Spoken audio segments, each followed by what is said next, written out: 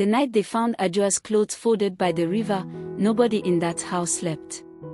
Not the cook. Not the gateman. Not me. Because folded clothes by a river in our town does not mean somebody went to swim. It means somebody wanted people to think they went to swim. And Efua, the rich man's only daughter, was standing in the compound at 2 a.m., barefoot, holding her own shoes in her hand, saying nothing. That is the night I knew this story was not going to end the way village stories are supposed to end. But let me start from the beginning, because you will not understand why that night broke my heart if I don't tell you how it started. My name is not important. Just call me Ya, because that was my day name, and that is what everybody in that house called me anyway. I worked as house help for the Owusu family for almost 4 years. Mr. Owusu was not the richest man in Ghana, but in our town, he was as close to it as anybody ever got.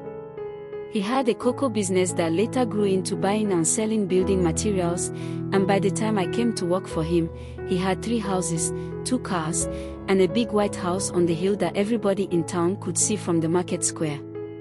People in town called it the house on the hill, even though it was not really a hill, just higher ground than everywhere else. But when you are poor, and somebody's house sits above yours, it starts to feel like a hill in your mind. Mr. Owusu had 1 child. A daughter. Her name was Efua. Efua was the kind of girl everybody in town had an opinion about, even people who had never spoken 1 word to her. Some said she was proud.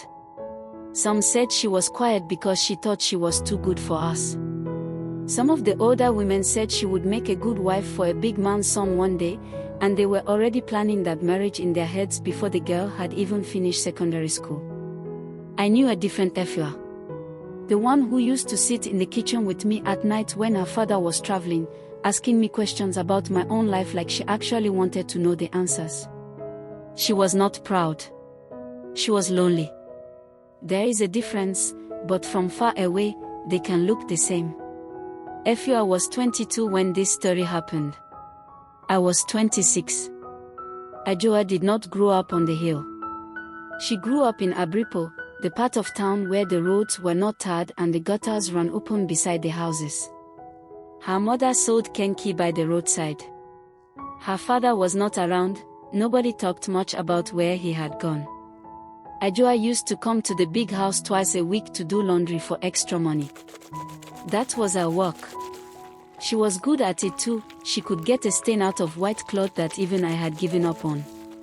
She was maybe 2 years younger than Efua, but she carried herself like someone much older, the way poor children often do, because nobody had the luxury of letting them stay children for long. The first time I noticed something between them, it was such a small thing I almost didn't notice it at all. Efua had come down to the backyard where Ajua was washing, and instead of just walking past like she usually did, she sat down on the low wall near the washing line. She didn't say anything important. She asked Ajua about the soap she was using. Ajua laughed and said something back. And Efua laughed too, not the polite laugh she gave visitors in the sitting room, but a real one, the kind that comes from your stomach. I was hanging cloth nearby. I didn't think anything of it that day. 2 young women talking and laughing is not news. But it kept happening. Every laundry day, Efua found a reason to be in that backyard. Sometimes she brought Ajua food from the kitchen before anybody could say she was being wasteful with the family's food. Sometimes she just sat there while Ajua walked, talking about nothing, about everything. By the 3rd month, I started noticing the way Efua looked at Ajua when Ajua wasn't looking back. It is a look I know now, but at the time, I did not have a name for it. I just knew it was the same look I had seen on my own cousin's face when she was falling for a boy from our church. Except this was not a boy. I want to be honest with you, because this story only means something if I tell it straight. One evening, I went behind the boys' quarters to bring in cloth I had forgotten before the rain came. That is where I saw them. Efua and Ajua, standing closer than 2 people who are just talking ever stand. Efua's hand was on Ajua's arm. They were not kissing. I want to be clear about that, because people always want the juicy part, but what I saw was smaller than that and somehow it hit me harder. It was the way Ajua looked up at her. Like she trusted her with something breakable. I stepped back before they saw me. I did not tell anybody. Not the cook, not the gate man, nobody. I told myself it was not my business, and in our town, that is usually a lie people tell themselves to avoid trouble, but this time I meant it. I liked Efua. I liked Ajua too, even though I barely knew her outside of laundry days. Whatever was growing between them, I did not see anything wrong in it with my own two eyes. I only knew that if other people saw what I saw, there would be very big walla in that house. Because you have to understand something about where we come from. It is not like the places you see on the internet, where two women loving each other is something people argue about calmly on television. Where we come from, it is a thing that can get a person disowned, beaten, sent away. In some places, worse than that. And Mr. Owusu was not a man who liked anything that could bring shame to his name. He was already planning, quietly, to introduce Efua to the son of a business partner from Kumasi. He wanted their marriage to happen before the end of the year. So Efua was sitting on a secret that could destroy everything her father had built his whole life around, at least in his eyes. And Ajua, a poor girl with nothing, was sitting on a secret that could get her whole family blamed and chased out of town, because people would say the poor girl spoiled the rich man's daughter, even if it was the other way around, even if it was nobody's fault at all. It was on a market day in July that things started to move faster than any of us were ready for. Efua had started finding small ways to see Ajua outside the house.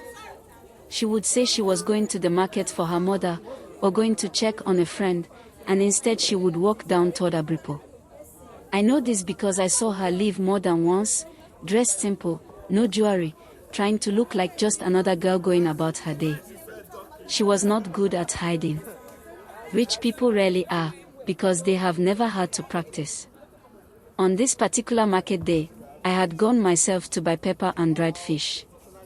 I saw Efua standing near Ajua's mother's kenki stand, and Ajua was there too, laughing at something. It looked so normal. Two young women talking in the market, the kind of thing that happens 100 times a day and nobody looks twice. Except somebody did look twice.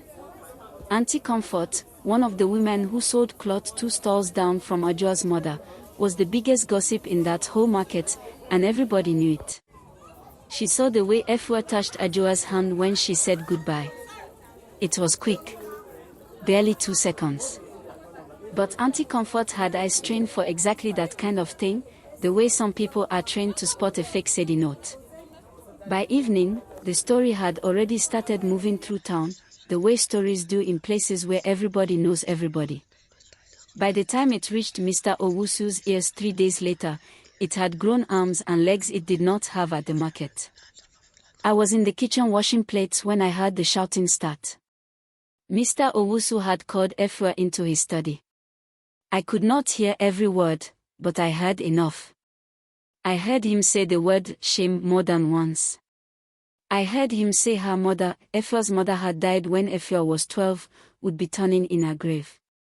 I heard glass break, though I never found out if it was thrown or just knocked over. Efua did not shout back. That was the part that stayed with me the most. She just went quiet, the kind of quiet that is louder than shouting, if you have ever heard it. When she finally came out of that study, her face had no expression at all. Like she had already decided something in her heart and there was nothing left for her father's anger to reach.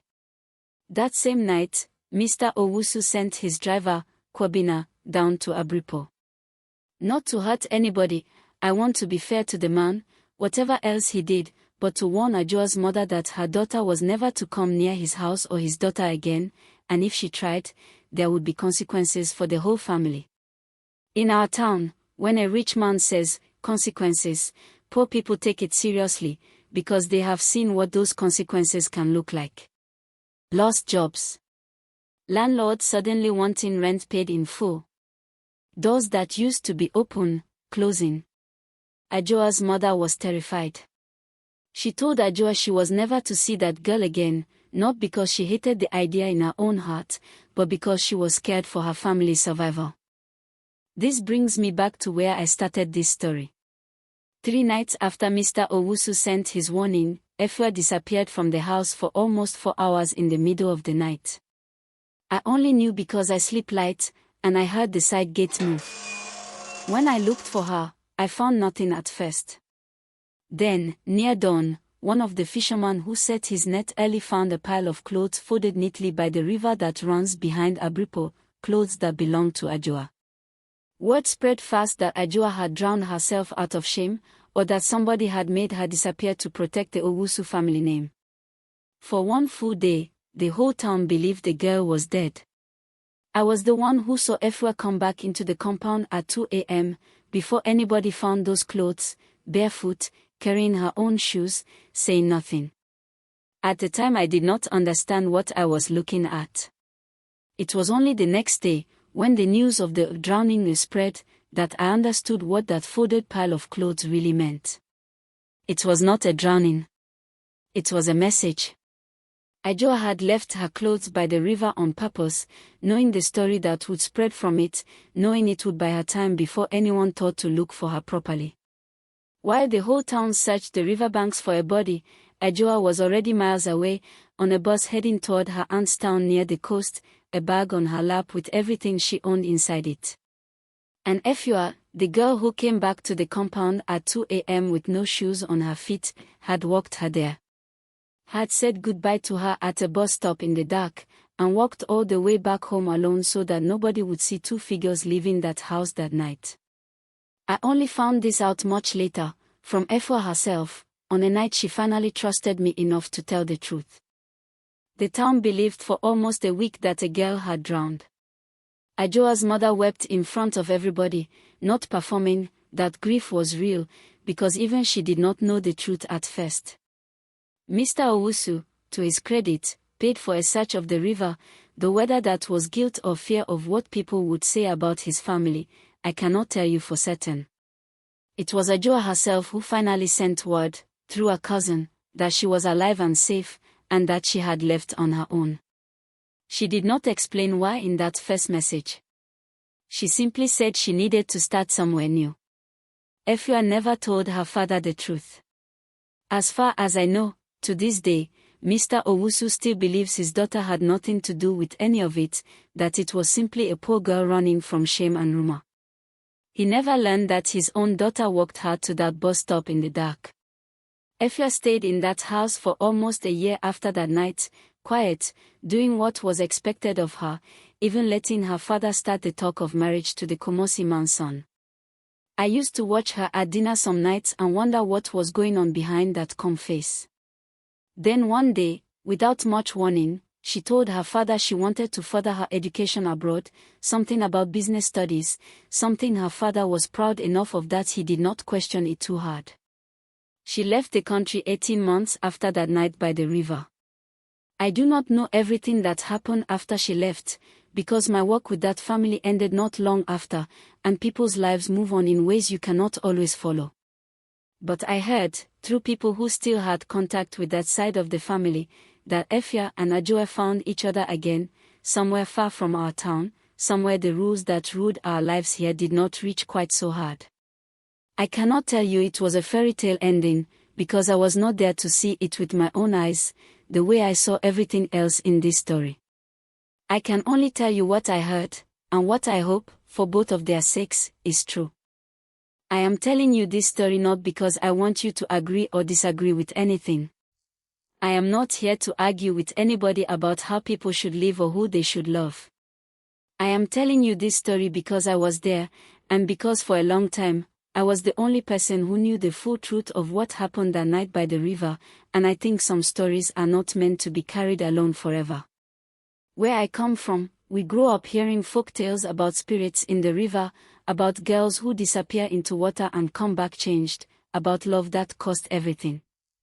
I used to think those were just old stories our grandmothers told us to keep us obedient. Now I think maybe those old stories were never really about spirits at all. Maybe they were always about people like Efra and Ajoa, ordinary people forced to disappear, forced to become something like a legend, just so they could survive being exactly who they were.